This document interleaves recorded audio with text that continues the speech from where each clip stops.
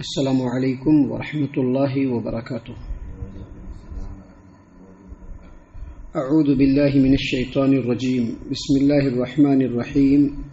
وَيَوْمَ نَبْعَثُ مِنْ كُلِّ أُمَّةٍ شَهِيدًا ثُمَّ لَا يُؤْذَنُ لِلَّذِينَ كَفَرُوا وَلَا هُمْ يُسْتَعْتَبُونَ وَإِذَا رَأَى الَّذِينَ ظَلَمُوا الْعَذَابَ فَلَا يُخَفَّفُ عَنْهُمْ وَلَا هُمْ يُنظَرُونَ۔ اور اس دن کو یاد کیجئے جس دن ہم ہر امت میں سے ایک گواہ کھڑا کریں گے، تو پھر کافروں کو نہ تو عذر پیش کرنے کی اجازت ہوگی اور نہ ہی ان کو توبہ کا موقع دیا جائے گا۔ اور جب ظالم لوگ عذاب دیکھ لیں گے تو پھر ان کے عذاب کو ہلکا نہیں کیا جائے گا اور نہ ہی انہیں مہلت دی جائے گی۔ محترم سامعین کرام، سورۃ النحل سورہ نمبر 17 اور اسی صورت سے بھی آپ کے سامنے آیت نمبر 84-85 یعنی 84 اور 85 یہ دو آیات تلاوت کی گئی، اور دونوں آیتوں کا ترجمہ بھی بفضل اللہ، باذن اللہ، بتوفیق اللہ آپ تمام کی خدمت میں پیش کیا گیا۔ سامعین کرام، لگاتار توحید اور اللہ تبارک و تعالیٰ کے وحدانیت کے دلائل اور اللہ تبارک و تعالیٰ کی جو نعمتیں اللہ کی بندوں پر ہے ان کو لگاتار پیش کیا جا رہا ہے۔ اسی درمیان میں یہاں پر قیامت کے دن کا ایک منظر پیش کیا گیا ہے۔ یہ دو آیتیں آپ کے سامنے پیش کی گئی ہیں اور اس کے بعد کی بھی آیتیں ہیں، ان میں قیامت کا ایک منظر پیش کیا گیا ہے۔ آج کی دو آیت کریمہ میں اللہ تبارک و تعالیٰ نے فرمایا کہ جب اللہ تبارک و تعالیٰ کی عدالت قائم ہوگی، جب اللہ تبارک و تعالیٰ کی عدالت قائم ہوگی، اللہ نے کیا فرمایا؟ وَيَوْمَ نَبْعَثُ مِنْ كُلِّ أُمَّةٍ شَهِيدًا، اور اس دن کو یاد کیجئے جب ہم ہر امت میں سے ایک گواہ کھڑا کریں گے، یعنی جب اللہ تبارک و تعالیٰ کی عدالت قیامت کے دن قائم ہوگی تو اللہ تبارک و تعالیٰ ہر امت میں سے، ہر گروہ میں سے ایک گواہ کو لائیں گے، اور وہ جو گواہ ہوں گے یا تو نبی ہوں گے اس امت کے، یا پھر اس امت یا اس گروہ کے وہ لوگ ہوں گے جنہوں نے پوری وضاحت کے ساتھ اللہ تبارک و تعالیٰ کے پیغام کو، اللہ تبارک و تعالیٰ کی توحید کو، اللہ تبارک و تعالیٰ کی نصیحتوں کو، اللہ تبارک و تعالیٰ کے حکموں کو پوری وضاحت کے ساتھ لوگوں کے سامنے پیش کرنے والے جو لوگ بھی ہوں گے، وہ تمام کے تمام اپنے امت میں، اپنے گروہ میں گواہی کے لیے کھڑے ہو جائیں گے۔ یہ جو گواہان ہوں گے ان کی گواہیاں بالکل مفصل ہوں گی اور امت کے اوپر اتمام حجت ہوگی، گروہ کے اوپر اتمام حجت ہوگی۔ یعنی وہ جو گواہ ہوں گے، چاہے وہ نبی ہوں یا اپنے وقت کے لوگوں کے سامنے حق بات کو مکمل وضاحت کے ساتھ بیان کرنے والے جو بھی ہوں، جب یہ گواہی دیں گے تو اللہ تبارک و تعالیٰ کے سامنے یہ کہیں گے کہ اللہ تبارک و تعالیٰ، آپ نے جو پیغام بھیجا تھا اس پیغام کو ہم نے کمپلیٹلی پوری وضاحت کے ساتھ لوگوں میں پیش کر دیا۔ اب جن لوگوں میں ہم نے پیش کیا ان میں سے فلاں فلاں لوگوں نے اس بات کو تسلیم کر لیا اور اس کے مطابق یہ زندگی گزارنے لگی، اور فلاں فلاں جو لوگ ہیں یہ اکڑ گئے، انہوں نے انکار کر دیا، انہوں نے جھٹلا دیا، راہ حق کی مخالفت میں انہوں نے یہ کام انجام دیے، ان لوگوں نے ہمارے دعوت کا یہ جواب دیا، یہ حرکتیں کی۔ جب یہ ساری باتیں ہو رہی ہوں گی تو اس وقت جو مجرمین ہوں گے، جو کافرین ہوں گے، ان کو بولنے کی اجازت نہیں دی جائے گی۔ صرف گواہ جو ہوں گے ان سے گواہی لیا جائے گا کہ انہوں نے ان کے پاس پیغام پہنچا تھا یا نہیں پہنچا تھا، اور جب ان کے پاس پیغام پہنچا تو انہوں نے اس کے ریئیکشن میں کیا کیا، حق بات کو تسلیم کیا، اس کے مطابق اپنی زندگی گزاری، یا حق بات کے سامنے اکڑ گئے، راہ حق کی مخالفت میں انہوں نے کیا کیا کیا۔ یہ تمام باتیں جب گواہ بول دیں گے تو یہ مجرمین جب دیکھیں گے کہ یہ حالت ہے تو فوراً توبہ کرنے کی کوشش کریں گے، اللہ معاف کر دیجیے۔ ابھی ہوتا ہے نا، مجرم جب پکڑاتا ہے تو اب اس بار چھوڑ دیجیے، معاف کر دیجیے، اب آگے نہیں کریں گے۔ جیسے ہی پکڑاتا ہے ویسے ہی مجرم بولنا شروع کرتا ہے۔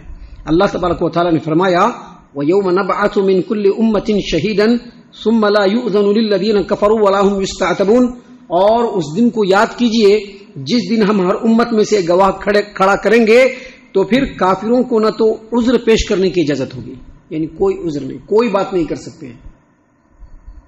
دیکھیے، یہ دنیا کی جو زندگی ہے یہ ایک مہلت ہے، اس مہلت سے فائدہ اٹھانا چاہیے۔ اس دنیا کی زندگی میں اپنے من کے مطابق زندگی گزار کر کے اپنی آخرت کو برباد نہیں کرنا چاہیے۔ کیونکہ دنیا میں عمل کرنے کا بھی اختیار ہے، بولنے کا بھی اختیار ہے، ایکسپٹ کرنے کا بھی اختیار ہے، انکار کرنے کا بھی اختیار ہے.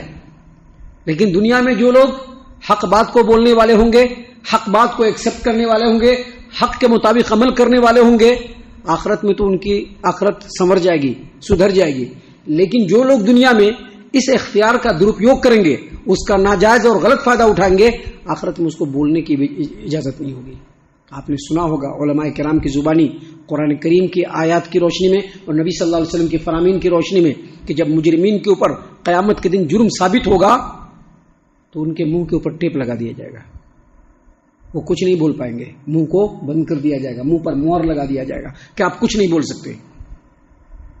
اور جب منہ کو بند کر دیا جائے گا تو ان کے ہاتھ، ان کے پیر، ان کے چمڑے ان کے خلاف گواہی دیں گے کہ اللہ تبارک و تعالیٰ دنیا میں انہوں نے ایسے کیا، ایسے کیا، ایسے کیا.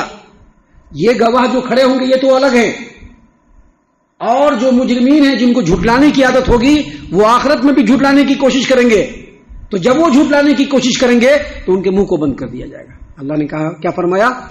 عذر پیش کرنے کی، مجرموں کو بولنے کی اجازت نہیں ہوگی، منہ کو بند کر دیا جائے گا. اور ان کے خلاف ان کے یوم تشہد علیہم السنتہم وایدیہم وارجلہم بما کانوا یکسبون،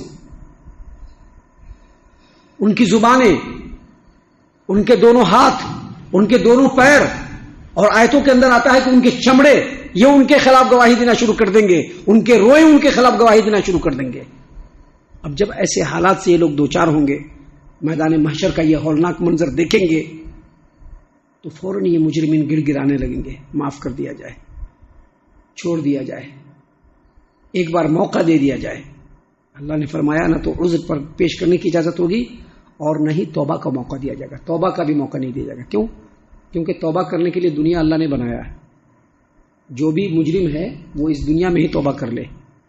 جب موت کی آخری ہچکی آ جائے گی اور جب جان لبوں پر آ جائیں گے، اب اس کے بعد توبہ کرنے کا کوئی موقع نہیں ہے. یاد رکھیے، جس آدمی کی زندگی میں اس کے موت کی آخری ہچکی آ گئی، اور موت کب آئے گی کسی کو پتہ نہیں. کوئی یہ نہ سوچے کہ 80 برس زندگی گزار کے ہی مریں گے، 90 برس زندگی گزار کے ہی مریں گے، 70 برس زندگی گزار کے ہی مریں گے. کوئی نہیں کہہ سکتا، کبھی بھی موت آ سکتی ہے. اور جب موت کی آخری ہچکی آ گئی اور موت بالکل حلق پہ آ گیا تو اس کے بعد کوئی توبہ کرنا چاہے گا تب بھی توبہ نہیں ملے گی. یہ آخرت میں توبہ ملنا تو بہت مشکل بات ہے. اللہ تبارک و تعالیٰ نے اگلی آیت کریمہ میں بیان فرمایا، وَإِذَا رَأَى الَّذِينَ ظَلَمُوا الْعَذَابَ فَلَا يُخَفَّفُ عَنْهُمْ وَلَا هُمْ يُنظَرُونَ. اور جب ظالم لوگ عذاب دیکھ لیں گے، جب عذاب ان کے پاس آ جائے گا تو عذاب نہ تو ہلکا کیا جائے گا اور نہ ہی ان کو مہلت دی جائے گی. عذاب ہلکا کیا جائے گا کیا مطلب؟ عذاب مہلت نہیں دیا جائے گی کیا مطلب؟ مہلت نہیں جائے گا اور ہلکا کیا جائے گا. ہلکا بھی نہیں کیا جائے گا کیا مطلب؟ مطلب یہ کہ جب جرم ثابت ہو جائے گا، جب ان کا کچا چٹھا کھول دیا جائے گا، ان کے نامہ اعمال سے ان کے جرم کو ثابت کر دیا جائے گا، تو ایک لمحے کے لیے بھی دیری ملے گی، فوراً کسٹڈی میں لیا جائے گا اور کنٹینیوس عذاب شروع ہو جائے گا. فوراً، کوئی تاخیر نہیں ہوگی، فوراً ان کو کسٹڈی میں لیا جائے گا اور مسلسل عذاب ہوگا، کوئی توقف نہیں ہوگا، بیچ میں کوئی ریلیکس کے لیے تھوڑا سا دے دیجئے کہ تھوڑا آرام کر لے، بالکل نہیں. کنٹینیو عذاب ہوتا رہے گا بلا تاخیر، تسلسل کے ساتھ. اور مہلت نہیں دی جائے گی کیا مطلب؟ جیسے ہی قیامت کے میدان محشر میں جیسے ہی ان کا کچا چٹھا کھولا جائے گا اور ان کے نامہ اعمال سے ان کے جرم کو جب ثابت کر دیا جائے گا، جہنم فوراً وہیں پر آ جائے گا. حافظ ابن کثیر رحمۃ اللہ علیہ اس آیت کریمہ کی تفسیر میں لکھتے ہیں حدیث کی روشنی میں کہ جہنم کو لایا جائے گا، اور جہنم کو جو لایا جائے گا اس کو 70 لگام پہنا کر کے لایا جائے گا، 70,000 لگام پہنا کر کے لایا جائے گا. اور 70,000 لگام کو 70,000 فرشتے کھینچ رہے ہوں گے اور جہنم سامنے آئے گا. جب جہنم سامنے آئے گا تو جہنم سے ایک مخلوق کی گردن نکلے گی، اور وہ جب سانس لے گا تو اتنی گرم اور حرارت والی سانس ہوگی کہ سارے کے سارے مجرمین وہاں پر گھٹنوں کے بل آ جائیں گے. اور اس کے بعد جہنم سے آواز آئے گی کہ مجھ کو ظالم و جابر کے اوپر مسلط کیا گیا ہے، جو دنیا میں اللہ تبارک و تعالیٰ کو چھوڑ کر دوسروں کو معبود بنائے ہوئے تھے، حق بات کو رد کرنے والے، اور اس کے علاوہ بہت سارے لوگوں کی کیٹیگری گنائے گی جہنم. یہ لوگ ان تمام پر مسلط کیا جائے گا، کیا گیا ہے مجھ کو. اور اس کے بعد جیسے چڑیا پرندہ سامنے پڑا ہوا دانہ چگ لیتا ہے نا، ویسے ہی جہنم تمام مجرمین کو اچک کر کے اپنے اندر لے لے گی۔ محترم سامعین کرام، اللہ تبارک و تعالیٰ نے قرآن کریم سورۃ الکہف آیت نمبر 53 میں کہا ہے کہ وَرَأَى الْمُجْرِمُونَ النَّارَ فَظَنُّوا أَنَّهُمْ مُوَاقِعُوهَا وَلَمْ يَجِدُوا عَنْهَا مَصْرِفًا۔ جب یہ مجرمین جہنم کو دیکھ لیں گے تو سمجھ جائیں گے کہ اس میں تو اب جانا ہی ہے اور اب اس سے بچنے کی کوئی جگہ نہیں ہے۔ لہذا یہ سب باتیں اللہ تبارک و تعالیٰ نے اس لیے بیان فرمائی ہے تاکہ دنیا میں اپنی زندگی رہتے ہی اپنے آپ کو ہم سنوار لیں، دنیا میں اپنی زندگی رہتے ہی ہم اپنے آپ کو سنوار لیں، کیونکہ جب موت گلے کے اندر آ جائے گی اور موت کی آخری ہچکی جب آ جائے گی، اس کے بعد توبہ کے لیے کوئی موقع نہیں ہوگا۔ ہم اللہ سے دعا کرتے ہیں کہ اللہ تعالی ہم تمام کو ان تمام باتوں کے اوپر خوب غور و فکر اور تدبر کرنے کے ساتھ ساتھ ان باتوں کے اوپر عمل کرنے کی بھی توفیق عطا فرمائے، آمین۔ اللہ تعالی ہم تمام کو صحیح معنوں میں پکا سچا مومن مسلمان بنائے، اللہ اور اس کے رسول صلی اللہ علیہ وسلم کی اطاعت و فرما برداری کرنے والا بنائے، صحابہ کرام رضی اللہ عنہم کے طریقے پر چلنے والا بنائے، جنت الفردوس میں جگہ عطا فرمائے۔ اے اللہ ہم تمام کو جہنم سے پناہ دے، اے رب العالمین ہم تمام کو جہنم سے پناہ دے، اے مالک الملک ہم تمام کو جہنم سے پناہ دے، آمین یا رب العالمین۔ وما علینا الا البلاغ المبین۔ تبارك الذي نزل الفرقان على عبده ليكون للعالمين نذيرا